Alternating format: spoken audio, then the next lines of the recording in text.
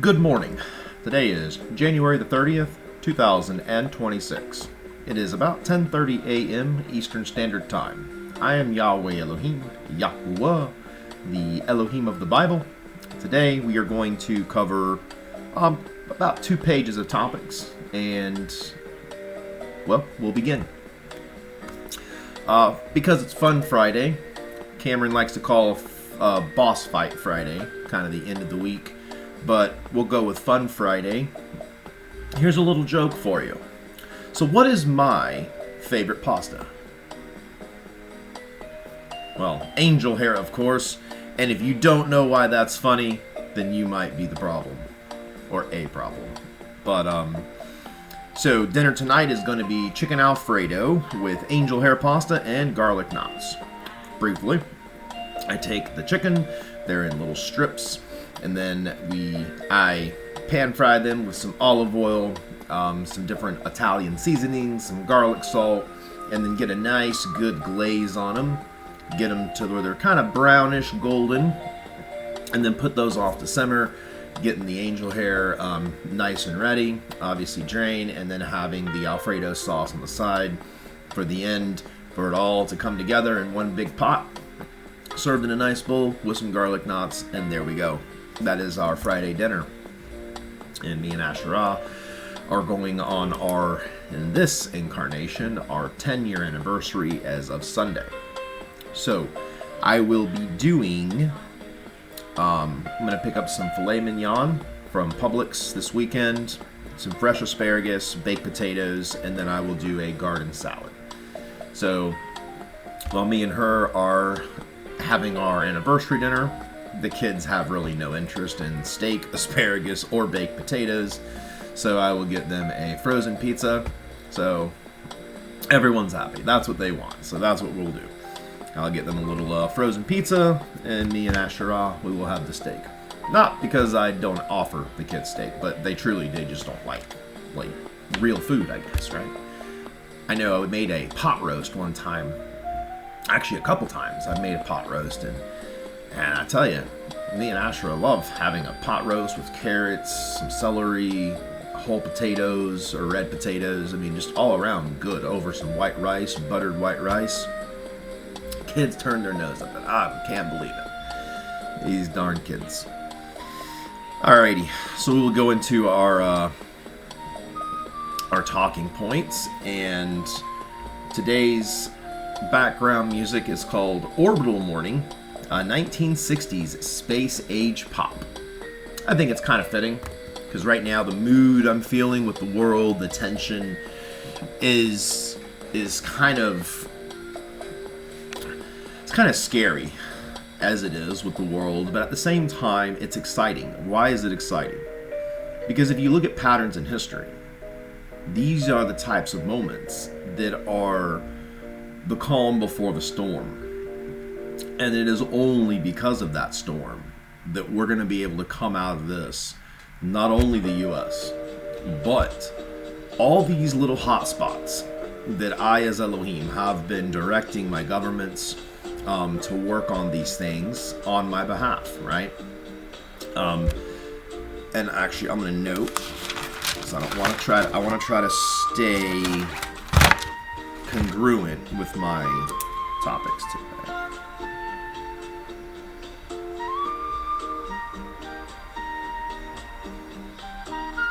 I'll bring that up at the end.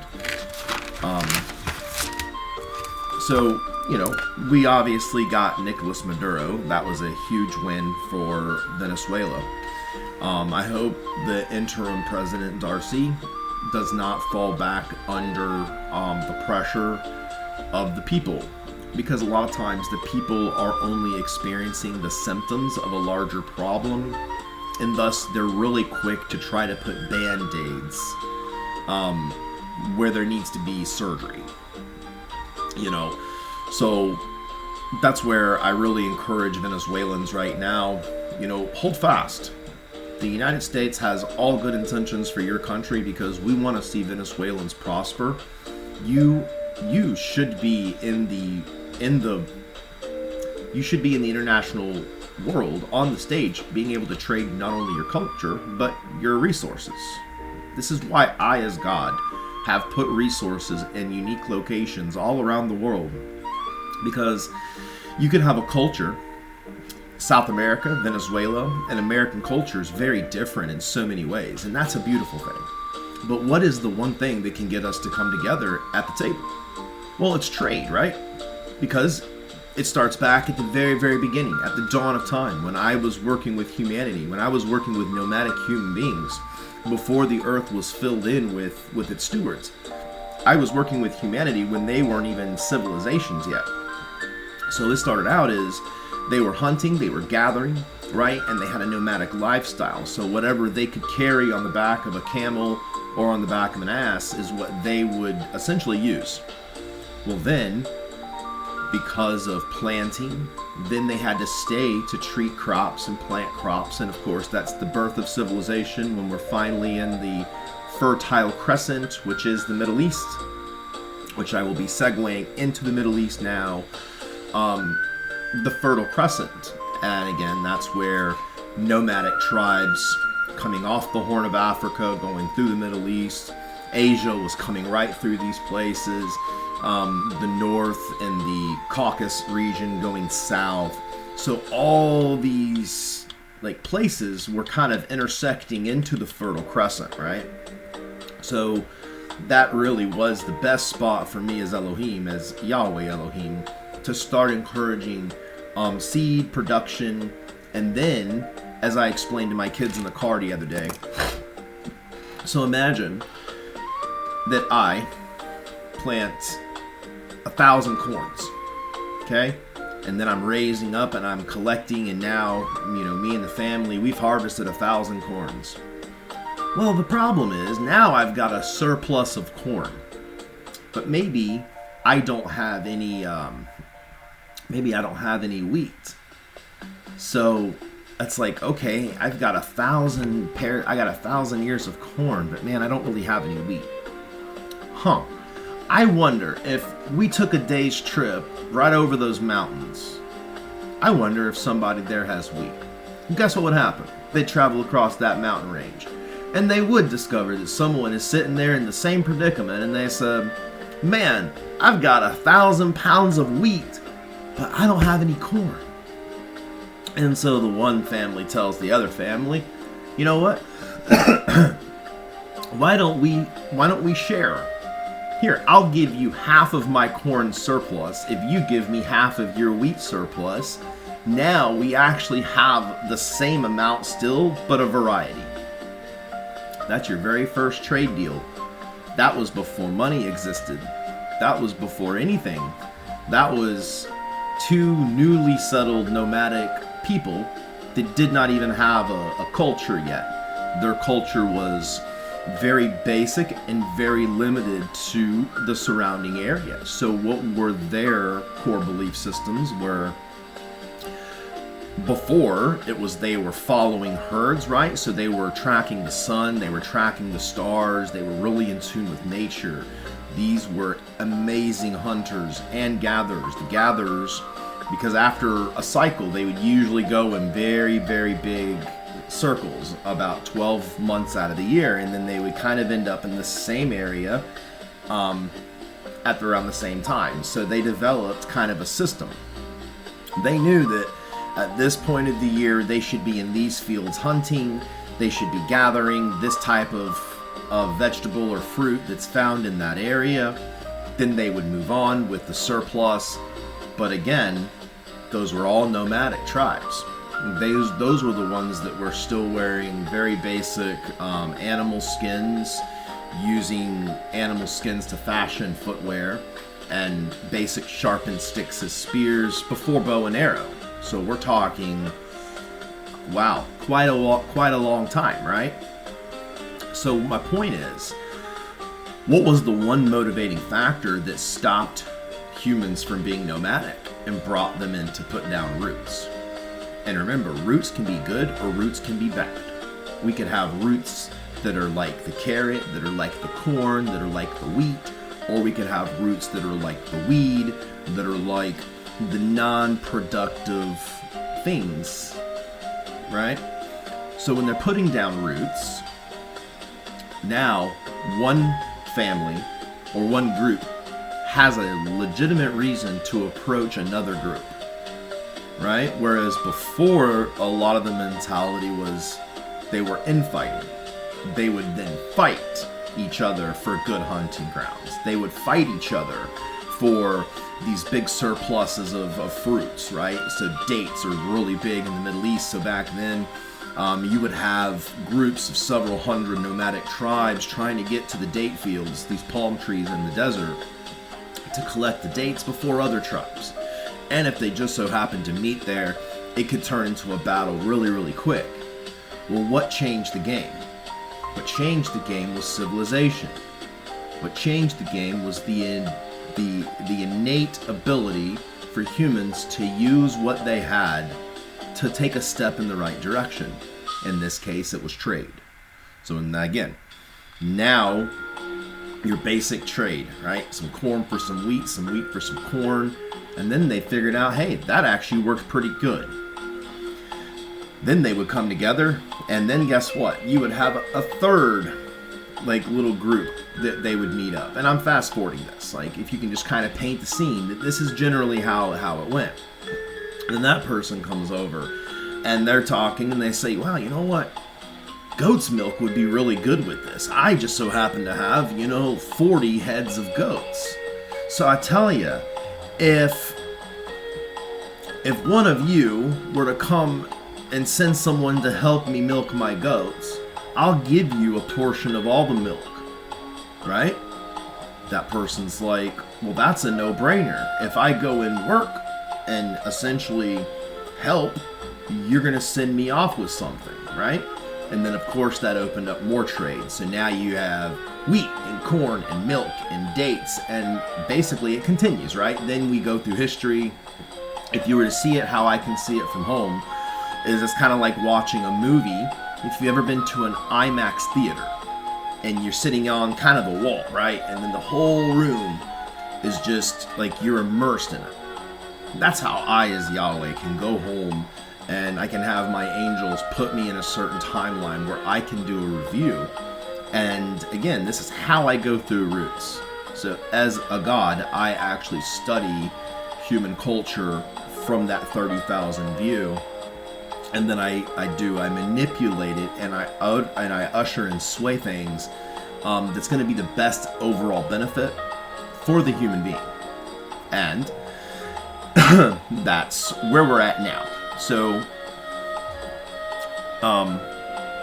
Venezuela, you have a lot of resources that you can trade with the free and open world. That in itself is going to open up you to not relying on cartels and not relying on illicit trade like drugs, because they're deadly. They are. And not just the direct outcome of death that drugs like cocaine, like heroin, these should never even be in a consumer type of way. Like, these are deadly. They serve a purpose, but specifically for medicine, they should be distributed by hospitals to save lives, not distributed to get high, you see.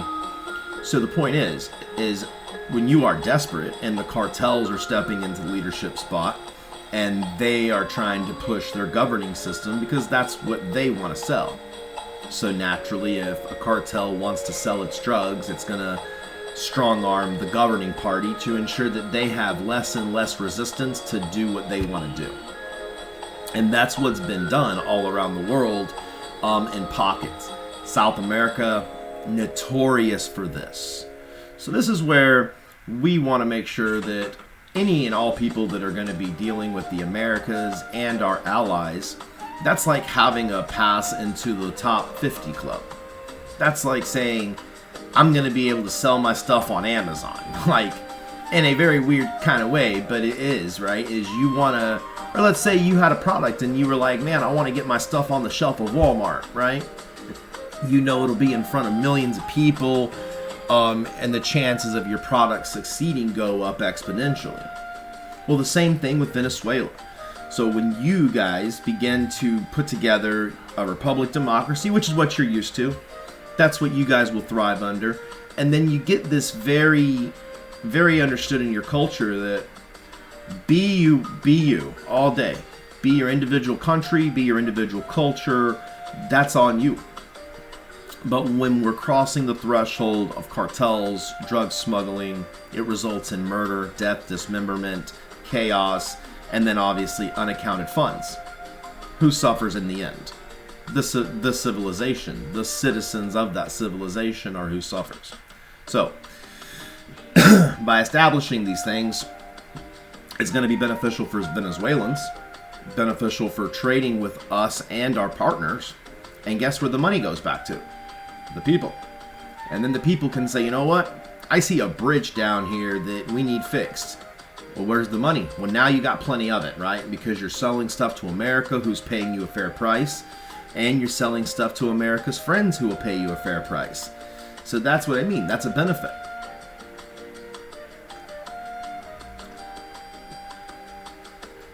Ooh. Fourth cup of coffee. So this will be my last cup of coffee. Oh, let's see, how about I didn't just knock the camera and pause it. So, I hope Darcy can see the light in this and right, a big problem with humanity or human beings too is ego. So a lot of times a worry for me, God, and a worry for my government at the same time is I don't want a transitional leader to kind of get in over their head and then they start to get seduced by this fugazi called power. Because understand that power is only good when it's wielded in a positive direction for others. If it's not wielded in a positive direction, then power is equal to tyranny. And that's where a lot of folks they kind of slip on those things, and they succumb to the very things that like Maduro is guilty of, right? And that's what we want to make sure doesn't happen, which is why a republic democracy is so crucial, because we want the most power to be given amongst the citizens, which is obviously very different than a true dictatorship or a communist regime where the power rests in one person or one family or one oligarchy, in which case the citizens and the people are always under the foot. They're always under the pressure of that regime. Republic democracy is where we are big on trade, we're big on culture, but we're even bigger on values. And we value human life on an individual basis. And we also value the world, the people who are in the world, not just ourselves. So we are not secular by any means, America. In fact, right, we're very cooperative. We're very cooperative. So it would be nice to see the transitional leader, be cooperative with the United States, and to see the light with us, and to be excited. And if your people are becoming unsettled or they're becoming a little grouchy in the middle, try to speak to them positively about the transition. Truly, I think it'll do a lot of good. So we're going to move on to the next topic, which is going to be Gaza. So Gaza has a rich history. So Gaza has been essentially instituted for roughly 4,000 years, and it has housed all the way from the Philistines. I lost my place. So we'll do a quick history of Gaza, and then I'll speak on the citizens who are currently there on kind of the plan. But Gaza has a rich history. It has been inhabited for over 5,000 years, making it one of the oldest cities in the world. It is located on the Mediterranean coastal route between North Africa and the southern Levant, which I, as Yahweh, the southern Levant, has classically been my ruling and reigning area, whereas the whole earth is my ruling and reigning area. But whenever I divided the nations up between the 7 sons, right, or the 7 deities that I created to govern the rest of the world, right, hopefully governing it in sync with me. Quick parable on this. Not a parable, but kind of a different way to look at this. So, as God, right, I am in one location primarily, but then I have municipal rulers that are following a basic code of conduct. That ensures that they are essentially, they're walking the righteous way that I have provided, and those codes of conduct ensure that we are in sync in the right way. When we have a de facto or a break in that, what ends up happening historically every time is when little gods would defact from the commandment, when they would defact from the rules that I have put in place, almost always it was power hungry, seeking riches, and 100% of the time it comes at the detriment of the citizens. So again, that is an issue, because as we see right now in American culture, as strong as America is, our values, our Constitution, our righteousness, right, it is intact and it is here.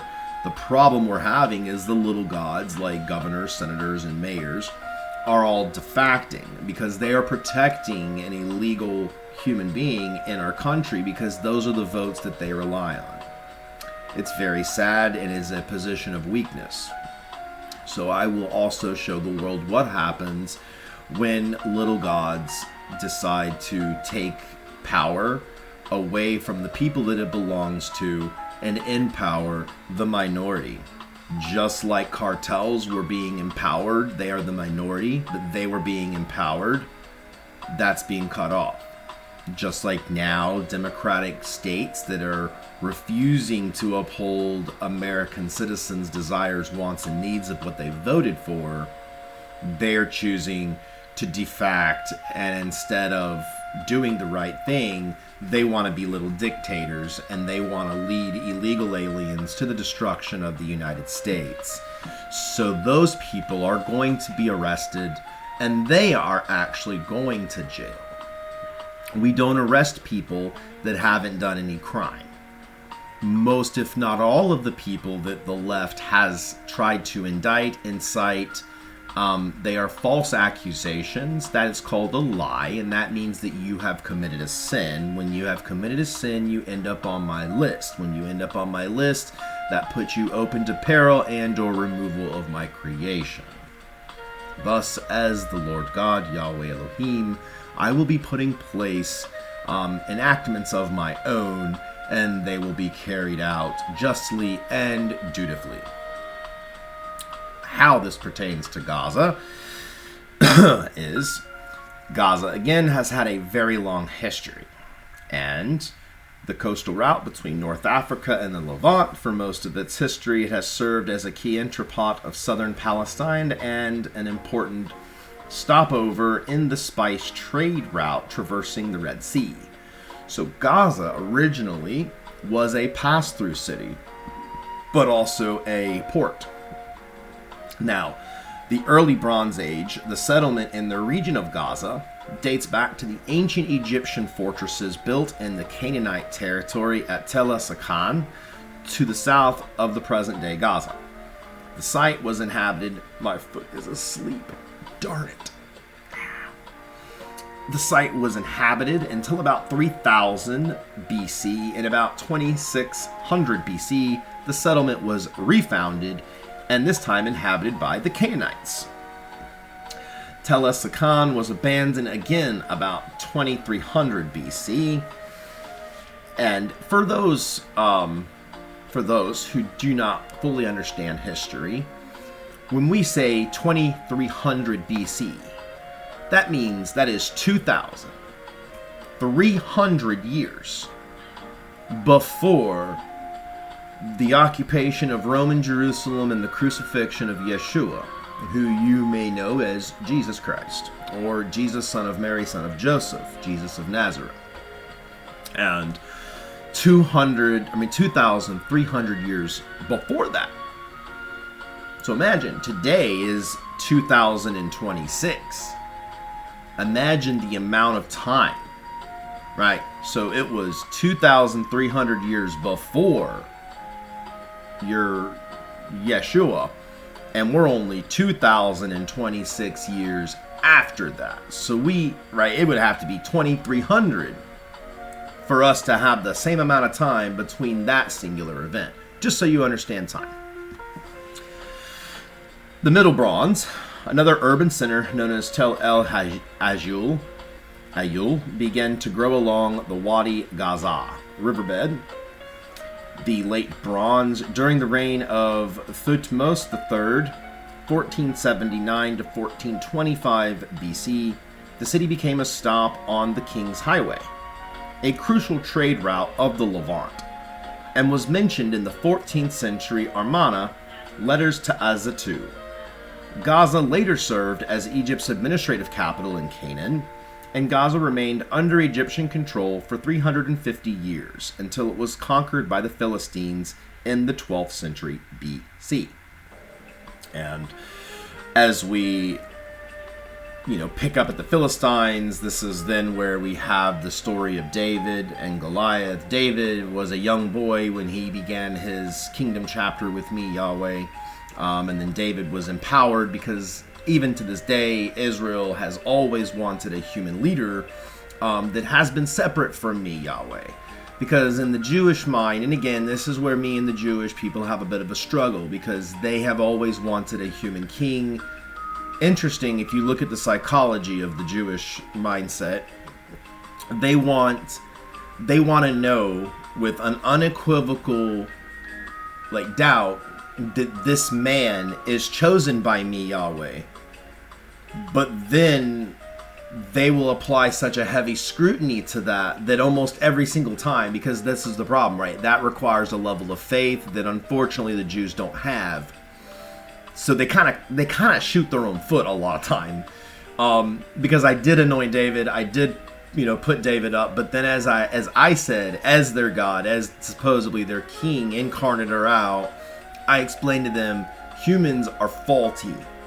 The best of you, David was the best of them, still succumbed to sin. You see, so then of course the events play through, you can read it in the Bible. But my point being, right, Israel, the Jews have always had this obsession where they want a Jewish leader, a man that is separate from Yahweh, but they want to know that this man is communicating with me and is going to lead them through all things Jewish. So unfortunately, the Jewish mindset is very, very small when it comes to their religious and me as their God. And then, of course, we throw in a little bit that our God is so big, so great, so almighty, which I think I am, personally, and or out of the flesh. But that I'm so great and big and almighty that we can't even say my name. Even though I have said every interaction, everything, make my name great in all the world. This is my name for a testament of all time.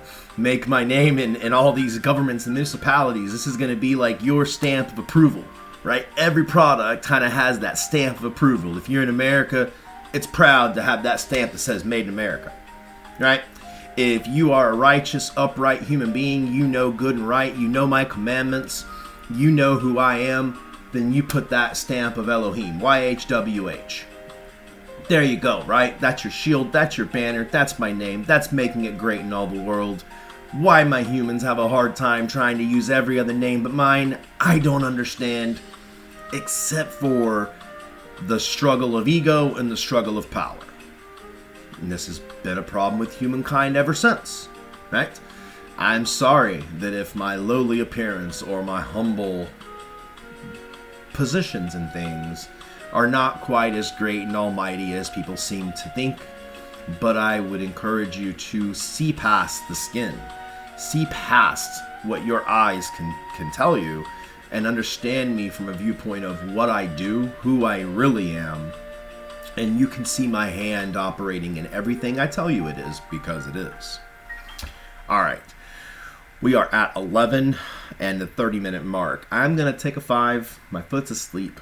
and I will be back, and we will go into the actual Gaza citizens, what's happening, what happened, what's happening, and what will happen. So stay tuned. And we're back. So good news. The foot is not asleep anymore. Checking on the bees a little bit. They are, I tell you, these poor bees have been through a lot. I got them out of the wall. This was like, gosh, I want to say it was last March. I got them out of the wall and then had them moved into the beehive. And then they were trying to build back up their numbers. I had to get a replacement queen for them. I had, several thousand bees that ended up being queenless. So then I got the hive finally right, was getting honey producing. And then I can't say for sure, and I'm not going to go in spirit to find out because I do not want to make trouble, especially within my own neighborhood. But I'm betting if I go in spirit and I find out who sprayed my beehive with bug spray, the chances are likely that it was a new neighbor that moved in.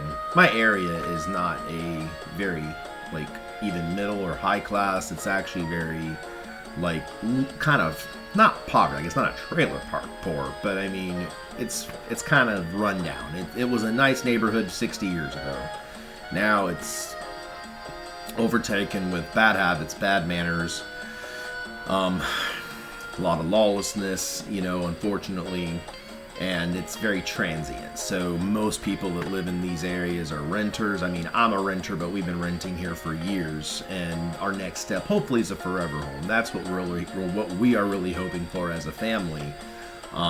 It is damn difficult trying to get taxes paid, trying to get kids through school, trying to pay the normal bills, and then still trying to figure out where to buy a home, how to buy a home, and all these things. It is a lot. The human experience is a lot. It's a full deck. So really, you can't be a card short of a full 52 card deck, because if you are, it makes things very much more difficult. That's also where me and Asherah were talking to our adopted daughter yesterday about these things. She goes to church on Wednesdays with her aunt, and even though she knows who I am, she still feels a little uncomfortable bringing that stuff up in church, because she doesn't know how they're going to react. And then to her point, she's like, and if I tell them and if they, laugh at me or, call me, weird or whatever, she's like, I don't really then know how do I properly defend the Bible? How do I defend the God of the Bible to the very people that, say they praise and worship and honor, this God, so it's a conundrum. It is. And so I told her, all she has to be is just a good daughter to me, and we kind of settled on that. She's going to be a good daughter to me and to her mother, and then, she's going to have a good life. She's under our provision, and, that me or Asherah or the kingdom are not putting any of that weight on her shoulders. She knows the truth, and I still encourage her to go to Bible study and stuff. And then, maybe one day the world will truly wake up in unison and really start coming together, right? Because a lot of what's still happening is a lot of the superficial faith, right? That we've got to break through those barriers. We've got to break through the hesitation to tell the truth, which is another barrier. We have to break through the stigmas that I'm supposed to look like a certain way and I don't. And we got to break through the stigma that there is not three of me. There is but one of me. And that my origination is heaven, and heaven is a spiritual place but with physicality. But I do not have a flesh suit in heaven, right? So whenever I come down to earth, I have to have my flesh suit specifically made for me. And same with Asherah and Cameron and Jacob. So the three of us, right, the four of us, have lived in heaven before our time on earth, before each time on earth. Anyway, so that's the kind of thing, right, is humans, right, you're homegrown, right, so you're earth grown. which is why you have a soul. And then when you ascend to heaven, you essentially trade your soul in for a spirit. Then you get to live a life either fully in heaven, or if you choose a purpose back with the earth, then your spirit is then grown on earth to become an earth angel. And then you can even stay in spirit if you want, where you're unseen, unheard, but you're an influencing character, such as angels that are assigned to newborns and to holy matrimony. So, I kind of sidetracked, but my next point is Gaza.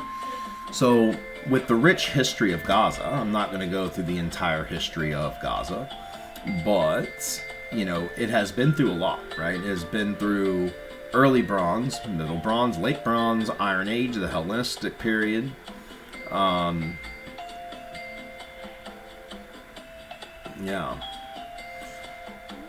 the Roman period under Josephus, Byzantine Empire, the Ottoman Empire, the Crusaders, the Mamluk periods, and then you have the institution, right, of Islamic type religion, because when you're actually looking at the new kids on the block, right, the Islamic religion is actually a bit of a fugazi. It is, if you want to go back and look at it from the way I see it as Elohim, you have the Greek Romans, right, where they're worshiping their pantheons. And then you obviously have Israel, right, who has me. Relationship issues be damned. That's still kind of the core there. And then Christianity is in that same fold. Doctrine be damned, right? They're still in the same fold. Because if you open a Christian Bible, you can easily find the burning bush. You can find the Exodus. You can find Genesis. You can find the wars of Joshua. You can find all these things. You know, so that's what I mean, right? So Christians and Jews, Judeanity, you guys are of the same family. You're just about, you know, you're just separated by generations, and you're separated by values, core belief systems, and culture. Again, so important, right? Because your core value system, your core belief systems can alter everything from your view of me as God to, you know, what you as a human think you're supposed to do, how you're supposed to interact with the small to the big, to all these things. So me being here now, a lot of this is just kind of ironing out these things. And as we've seen for the last 4 years now, I do videos mainly for witnesses. A witness in time. I timestamp the videos, I say in the beginning, to ensure that no matter what happens, I have all this information saved on a cloud, right, with YouTube. So if anything, they would be able to go back through the archives of YouTube and confirm, like, oh my gosh, Yahweh said this and then this happened. Yahweh said he was doing this and that happened. So even if right now it's all done through spirit, again, that's a massive witness for me. Because what else to prove that I am the one true God, that I can not only cross cultural lines, not only can my hand work through military, through people, through places, through things, through events, but every bit of that, right, is done strictly through divine providence and my will. If there's not anything more godly and godlike than that, then it doesn't exist, is what I'm saying, right? So the videos just serve that this is the flesh suit that is doing all these things. So Gaza, this day, it is dark, and the last 4,000 years have been pretty bleak, but now, at least now, real change is happening and will happen for you. We're getting out with the old, right? The old wicked guard is being ran out of Gaza. And those good-intentioned citizens will not have to go at it alone. The world cares, and I, as Yahweh, care. And I'm going to take a pause. Asher is off a meeting, and I will be back with you in a moment. And we're back. So, a little intermission there. I think it was on core beliefs. So, this point is, you know, Gaza has a rich culture. And it's been infused with people coming in, sacking it, giving them their rules, and basically they've kind of been thrown around, right? And then only recently, in the last, let's see if I can find.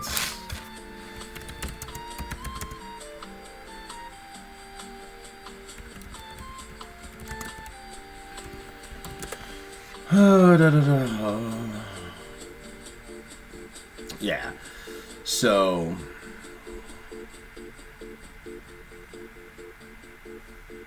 Yeah, so you're talking about 600 years after Yeshua. So again, very much the new kids on the block, and it's understood, right? If you can understand the mindset of people.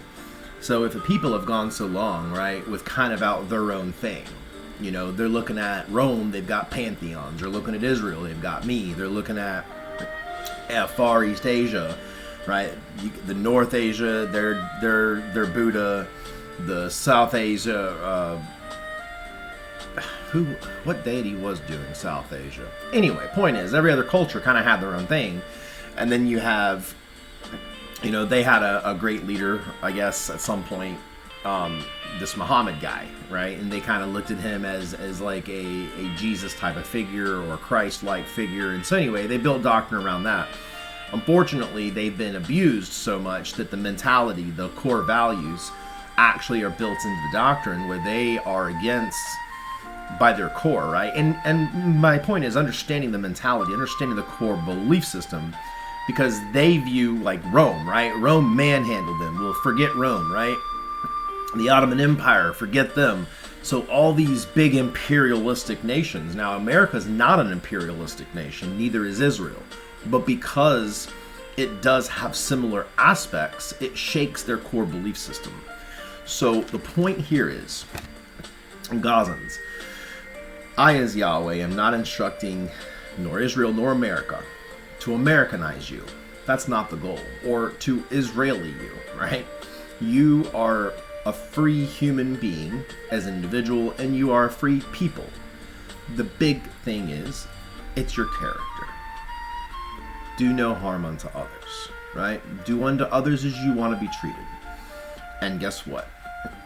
The same people that the core belief values that in some of the extremists in that area, like Hezbollah, Iran, which I'm getting there, right? Those ideals are not humanistic. Those ideals, unfortunately, are very much mirroring like fallen angel behavior. So what we want to change is the behavior. And essentially, as the old guard is being ran out of Gaza, and the good-intentioned citizens will not have to go at it alone. Again, the world cares, and I care. So work with us to build a future for not only those of today, but the future generations to be viewed as a trusted partner on the stage of life.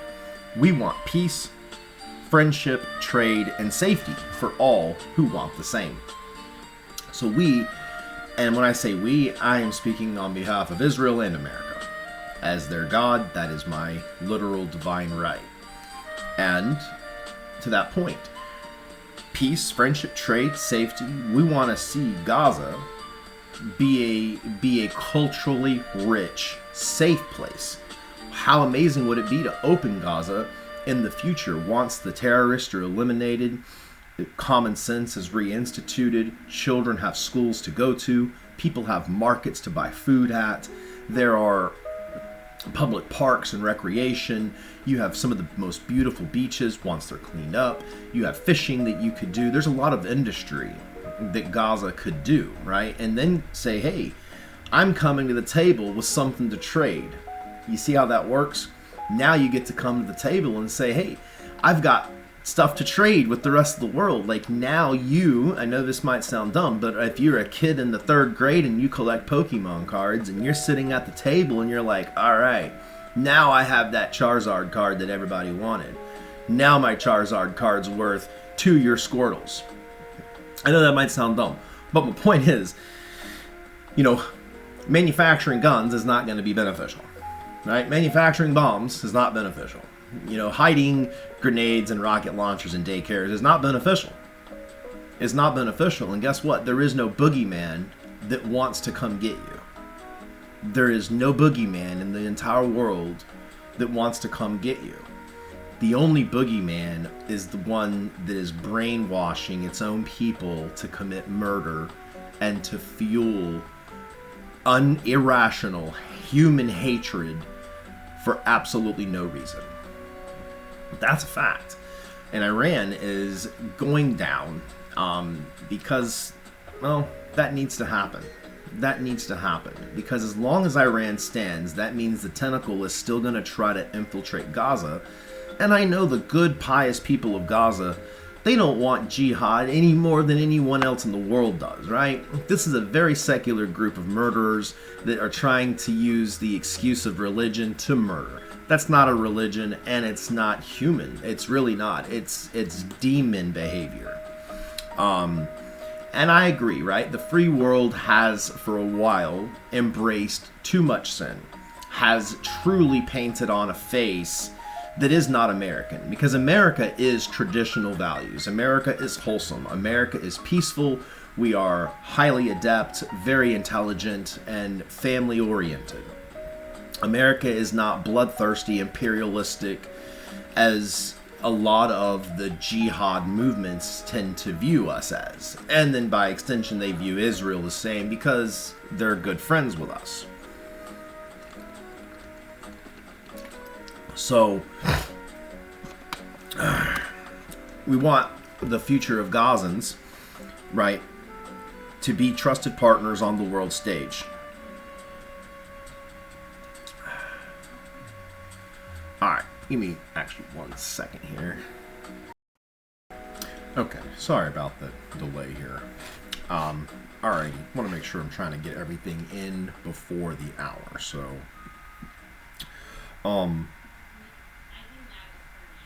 leaving off on Gaza. So, you know, at the end of the day, folks, it really comes down to being an upright person, being a good citizen of wherever you're at in the world, right? Celebrate your culture. If you don't have me as your creator, as your God, you're more than welcome to. I welcome any culture, any nation, any ethnic background, because at the end of the day, truly to the core, existence is a complicated explanation, but in short, yes, like I am the voice that broke the barrier of that once was nothing.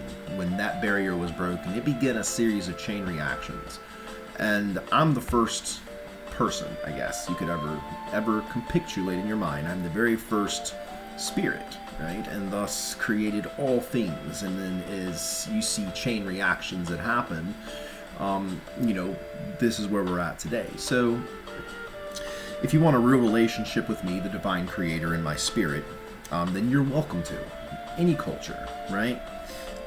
If you do, right, you could make your own path, make your own traditions, celebrate your relationship with me, Elohim, God, any way you want, as long as it's upright, pious, and it supports good behavior, commandment keeping. And then if you do those things, your civilization is not only going to thrive, but it will take off. Because I, as God, can give you divine provision too.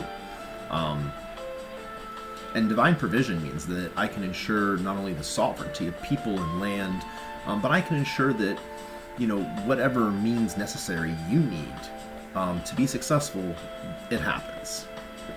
On the other hand, if you do not want me as your Elohim, that is also fine. I would just ask on behalf of the world, please choose a religion or invent one that is at least peaceful, that at least has a high regard for human life, and that, you know, you don't make death or killing or bad behavior, bad character. We don't make that a part of your daily spiritual activities, because not only does it hurt yourself directly, but then it begins to make you outsiders of the world. And that is not good for its citizens. That's not good for any country or any nation to be that way, right? Because look at North Korea, good example. They're a hermit kingdom. They have an intranet where everything is governed and monitored by North Korea. And talk about core belief shaping. North Korea is dangerous at this because they're shaping core beliefs, they're brainwashing people because of their environment. So they're nurturing a people that have a false sense of reality and what is actually happening in the world. So to a lot of North Koreans, they feel that their city-state is the largest, is the most powerful, and then in North Korea, the narrative is that they're trying to ward off the Imperials. That couldn't be further from the truth. Because if anything, right, North Korea should be cooperating with its neighbors, Japan. North Korea should be open to change because there's no point of being a hermit kingdom. So a lot of these smaller, archaic thinking kingdoms are gonna fall because there's just no place in the world for it, and it's not fair to the citizens, right? There's a big wide world that I created long, long ago, and everyone's on it now. It's time you start having fun with it. And there's a lot of interesting, beautiful people in the world that have wonderful stories to share, great things to trade, and wonderful adventures to be had. Every single location on this planet has unique environments. No other planet in the solar system has what the Earth has. And it truly is amazing. And I look forward to, as Elohim of this Earth, I look forward to opening up another planet for my human beings. So these are things that I am doing when I go home in heaven. Saturday night is going to be my counsel night. I've got a whole notebook full of things that I'll be counseling on. But I also have several weeks of things I've already have in play. So there'll be overlap. There usually is. So, Gaza, Venezuela, that's that. Iran, your regime. Oh, and on the Gaza thing. So the finite point of that is, if you're a good, upright citizen living in Gaza, try to keep the faith, keep the hope. Work with Israel, work with America, be our eyes and ears. Let's run out these terrorists. They're not there for you. They're in fact hurting you. They're not there to protect you. They're protecting their false ideology. They're protecting their false religions. And, interestingly enough, right, the Allah character, we've covered that yesterday. But it's interesting that a lot of still Palestinians, Saudi Arabians, Persians in general have a lot of names that are actually directly associated with my name. So I would like to actually bring that to light, where I do believe, right, because as the God of Abraham, of Isaac, and Jacob, but also, Ishmael, right? So most of the Palestinians and the Arabian side, right, comes from the line of Ishmael. Which that still makes me your Elohim. And that's what I mean. I don't want the sons of Ishmael, right, trying to be like the sons of Jacob. No, if you're the sons of Ishmael, why don't you start from just the ground up? Start from the ground up. And you know the commandments, you know the story.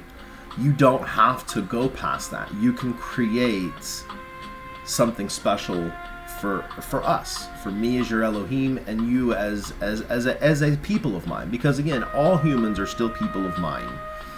I am not a jealous God that I get upset about people in Tibet that are walking a Buddha path. They are essentially still walking in commandment. They're peaceful, and guess what? When they die, right, they hit the scales, and most of the time they get to move on. So as much as it's religious and spiritual in the fact that your walk of cleanliness, of purity, of sinless is your ascension into heaven. That's like passing your trial, right? If you are tested, you'll be able to move through it. Having that relationship with me as Elohim, it does put your afterlife, if you are, a direct active member of the kingdom, put your afterlife a little bit higher up. So instead of being, kind of the baseline, when you know me, that means I get to handcraft something for you because I'm like, I need a purpose for that person. And so then you have a bit of a promotion upstairs. We call it building treasure in heaven. So that's what a lot of my my faithfuls do, right? In the Jewish faith and in the Christian faith, is they're trying to store up that treasure in heaven so that, they know that mankind could never take away their kingdom treasure. Mankind could never take away their afterlife. And then again, it is the true circle of life, right? And then that good person goes up. As I've said, right? You can maintain life in the kingdom indefinitely, or a lot of people are even afterlife when they're in the spirit form and they're angelic, right? They have a very big propensity to come back down and want to help Earth. And that's why I want this cleaned up, right? Since the 60s, I had 17-something million babies that were born in about a 20-year period and I don't say this like meanly, but they're bastards, right? They weren't married. They were birthed. They were birthed without my hand in the equation. So they never got an angel, right? And those bastard children had children. And so now I have, like, instead of my full 100% ability to help people, I've got like a 39% people that I can help. So then I have to try to take that 39% and push to try to get back to 100. Because I don't want to see anybody suffer. I don't want to see anybody going down the wrong road, right? But at the same time, I'm not going to interfere with free will. So it's a catch-22, and it helps when someone's born with an angel, but we're not going there. Next up is Iran. Iran. Enjoy.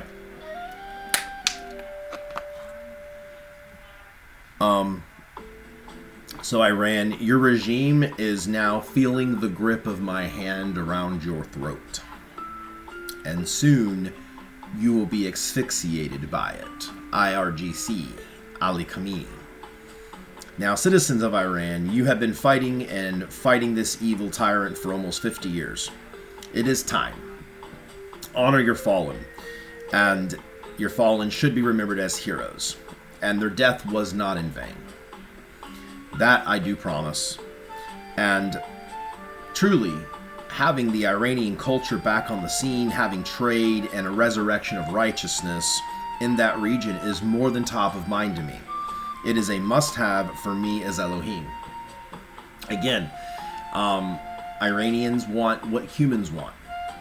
So without the superficial facade, you want freedom, protection, uprightness. You don't want your government killing you. You want public parks. You want public schools. You want public roads. You want to be able to buy nice things and it not be destroyed. You don't want to have to agree with jihad terrorists in your neighborhoods just so you can live to see another day. This is where that crap stops. The jihads are on the run. This is like old school ancient times, 3000 BC. Me as Elohim am running them out. We're running out wicked and evil people. If their hands and feet are swift to commit murder, then saith me, Yahweh Elohim, I will cut them down. My militaries, America and Israel, are going to cut them down. So good people of Iran, reiteration here, food, water, and shelter. Make sure you have plenty of it. Make sure that your children have ready-to-go bags. Make sure that you are in a good position personally. Now, when the IRGC begins to fall, personal or in groups, take their weapons. Make sure you do not get in the American or Israeli crossfire. Whether you're a believer or not, whether you are, the best way to let an Israeli or an American know that you're not a threat to them or that you're not playing for the opposing party truly is either the Christian cross or the Star of David. It is an easy signal for any Israeli or any American to be able to separate an insurgent from a citizen who needs the protection and needs the freedom. So really, that's how I as God am viewing this, because number one thing is we don't want to begin an air campaign and then we have innocent lives on our hands. That's number one. Life is very important to America and Israel, so we want to make sure that it's surgically done. Number two, We definitely do not want to be caving in, right, to the IRGC and to Ali Khamenei. If your people fall, and I know they have, I as God, whether or not you are a believer, whether or not you are a loyalist, is beside the point. As a human being, that makes you my responsibility. As the Heavenly Father, all of your fallen, I am actually collecting on a side plate without even the scale. I'm collecting your fallen on the side, and once the regime is toppled, in just 9 to 12 months, this is a promise for me, Almighty Yahweh, that when they fall, I'm going to take those same souls that have fallen at the hands of an evil regime, and I'm actually going to put them back into the wombs of mothers, so they will have an opportunity at not just life, but a good life. Asher is fully on board. Her as my wife, goddess, queen consort, that is her department. That she does blessings upon these babies individually or by the dozens. So that'll be an interesting time period to come. So they may be gone today, but I assure you, I promise you, they are not gone forever. They will be back into the great land of Iran, but Iran in the good way. So they will have an even more beautiful civilization to be raised up and to be born, truly born again on this earth, because their path was cut short by evil tyrants. So, moving on, because that is, as per our communications blackout policy right now for the United States, to ensure that our adversaries do not get cross communications, and so we don't want them to be fully prepared of where we're going to hit them. Obviously, when we do, the world will know about it, and then we will have tons and tons of live coverage, but we want to remain with the element of surprise. But Iranian people, hear me. My promises do not go unfulfilled, right? My will is truly holy, righteous, and good towards the benefit of humanity, and I want to see you people flourish and thrive. I want to see you unchained from the evil tyrannical system that is jihadists, because that's not who you are, right? And truly, this is a personal one to me, because my aunt and her husband, who's an Iranian, who has gone back to Iran many, many times for family, is near and dear in my heart. Him and my aunt helped out my earthly mother, so I personally want to see this come to fruition. My aunt would like to go to Iran and see and witness the culture safely. I would like that for her, but likewise, I would like I know it's weird being God but still having an earthly family, but it is what it is. But I want to see her husband being able to travel freely, and again to be able to visit his homeland safely and peacefully. So I think it'll be great, and it is going to be great. It is going to be great for the whole world. It is great for the whole world, because again, we've been putting labels and letting the bad kids run the show, and that isn't what's going to happen further. So, and again, right, this goes back to shifting gears to a little bit of the American homeland right now. We have the right and the lawful versus the left-hand path and the lawless, right? We see what happens when lawless ideals take over states or nations like Iran. They turn into jihadist shitholes. Not that the land is a shithole. The jihadists, the murderers, right? These are basically, if you look at them, how I look at them, right? Left liberal ideologies are very similar to jihad. They want to be that loud 20%. They want to run the show, right? They want to run Rorschach over everybody else. They want to tell the masses that vote and do the normal things. They want to tell them that they're bad. They want to say to good, regular Christian folks attending church on Sunday who aren't breaking the law, they're where they're supposed to be. In fact, these are the people that are upholding our civilization, but yet the left in the Americas want to disrupt that because they're disruptors. they feel that their will is so important that they must impose it on the righteousness. Because what do pigs like? They like to wallow in the shit. And as we know, right? If you engage with them, then they're going to bring you down to their level. That's what left Democrat liberals like to do. They like to bring you down to their level because they don't know what the moral high ground is. They would have no idea unless it slapped them in the face. And sometimes it does. And even then it doesn't even register, right? They're like pigs. They want to continue to go back into the shit. Well, I, as Yahweh on earth, you know what happens when I deal with swine. I send them over the cliff. So, thus is another warning unto lawless heathens. I will be releasing spirits over the weekend that will be handling the spirit of lawlessness and will be dousing the flames on this inferno of insanity. It is truly a Looney Tune scenario with the Democrats. Because guess what? If you were to remove the liberal loonies and their ideologies, America is doing just fine. America's doing such just fine that other nations are calling out to us for help to get the 800-pound gorilla off of their back. Ali Khamenei is that 800-pound gorilla. All of his little jihaded, little left psychopaths, right? So I mean, they're all cut from the same cloth. The free and modern world will be shaking those fleas off. And I, as Elohim, am giving the flea bath. We're getting rid of it. Wicked and evil is not going to stand. Period. So the furnaces are being turned on, the books are being opened, the scrolls are being cracked, seals are being broken, and it's happening. It's happening. It's happening. And just cover a couple notes here. So Americans in church on a Sunday versus troublemakers that are rioting in church on a Sunday, right? Rioters, Don Lemons, worthless people, coming into the house of God, of Almighty me, Yahweh, trying to cause trouble. And they somehow think that they're going to get away with this scot-free.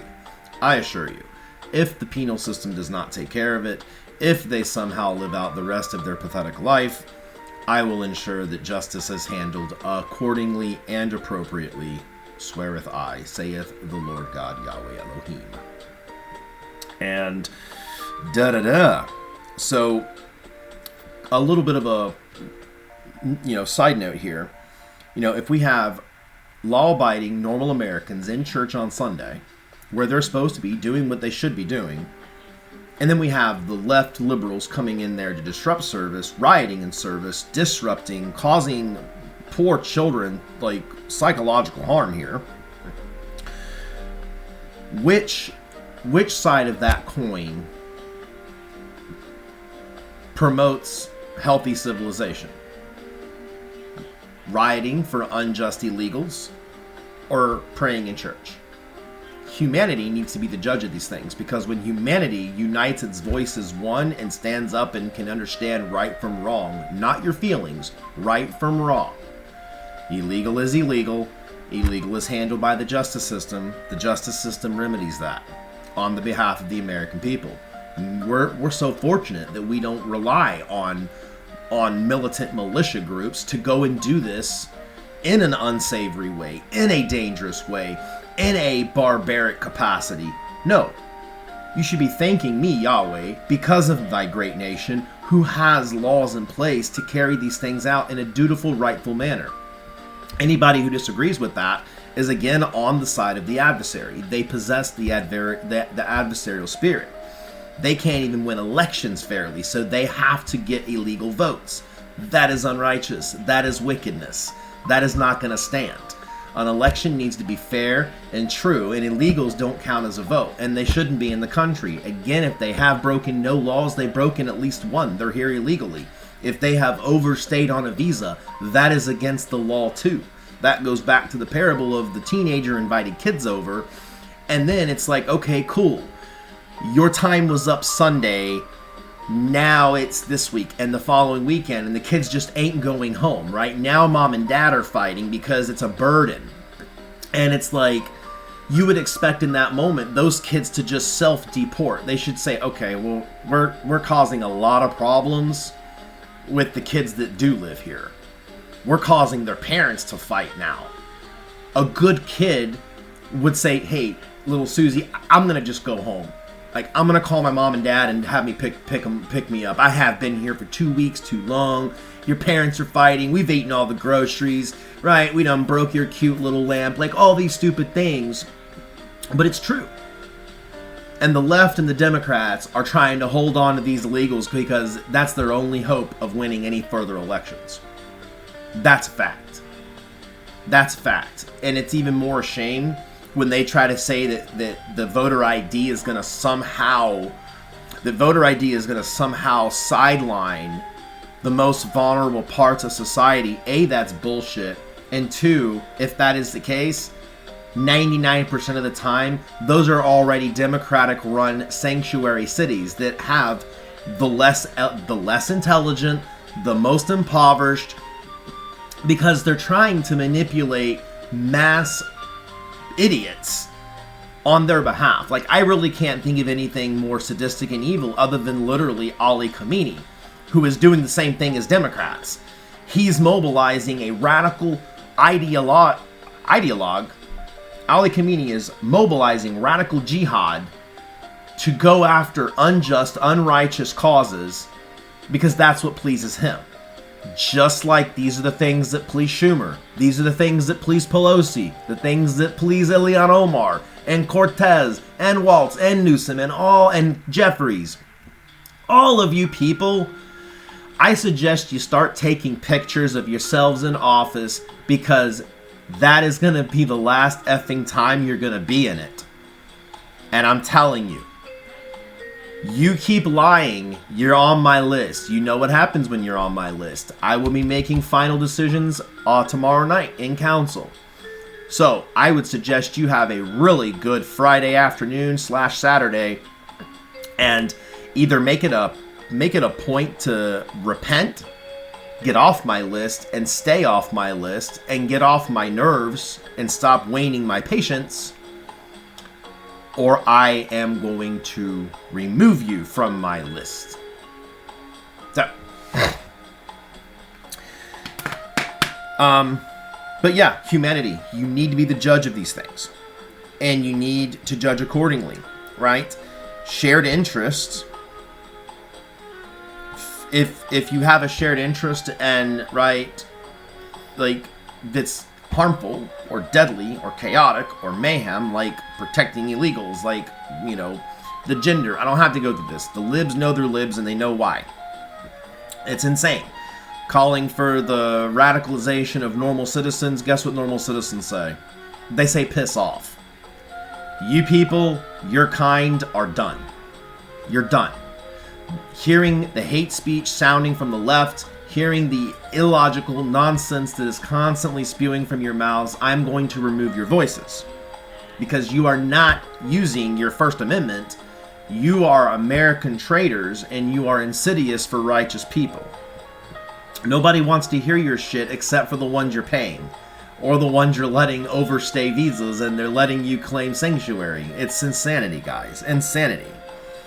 But, right, find a better interest in something, Democrats, and then your causes will be more equitable. Find a cause that's worthy. Find something that is actually helpful for American society.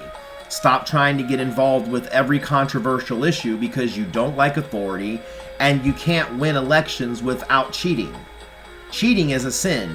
That means most Democrats are already on my list. Something I'm working on is, again, the boycott to the Bad Bunny halftime show. This truly is going to be... This needs to speak volumes. I'm looking forward to whatever commercials we have. I hope.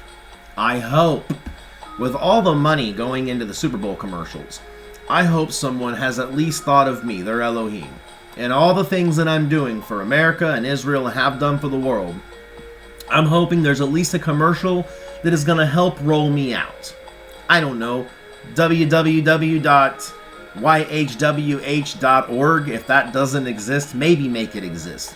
But there needs to be something that people can at least go to, right? Thought that's what the YouTube would be for, but I know a lot of folks aren't on YouTube, or the ones that are, it's so interesting. It's like this veil kind of thing constantly. Those that have never seen me, know me the most. Those that have seen me struggle with me the most. It's fascinating. Something I'll be studying in heaven for time to come. But point is, right, there needs to be like kind of this revealing to the world. So guess what? The world can get on board here. So the world can get on board here. It's actually a lot of fun when you're putting on the proper perspective. And it's even better when you have a full and healthy understanding of who and what I am and how I'm here to help every man, woman, and child. And that's true. That's truth at its core. So, all right, that is my notes. I know I'm 15 over, but I am going to make my turkey wrap, take my hour lunch, and then begin kid pickup. So I hope everybody has a safe, equitable weekend. Keep your eyes open and keep your eyes and ears open. There's a lot of stuff coming down the pipe. Again, I've got some tales 2 weeks long that are coming into fruition. Asher and I, we're not moving out of Florida, at least like for the time being. So we are looking to stay in Florida, and we're looking to buy a forever home, which that's kind of on the back burner. We don't have the alignment yet. One day, but she is really wanting snow. That was one of our big motivating factors for wanting to move. So she's trying to get it to snow in Florida. So far we've gotten this bomb cyclone going. We've got we have the southern current going. The trick is really just trying to pull down such an extreme trough of cold air that it's going to settle central Florida. We need about 20 degrees and then a healthy flow of moisture snow to come in and actually give us about 4 to 6 inches. That's what she's working on, and I'm going to try to give her some help with it. But I've told her it's really difficult because of the natural barriers that Florida has that actually prevent snow. So I'm having to flip the cycles. We'll see. But if we do get it, it'll be Sunday, which I think would be really cool.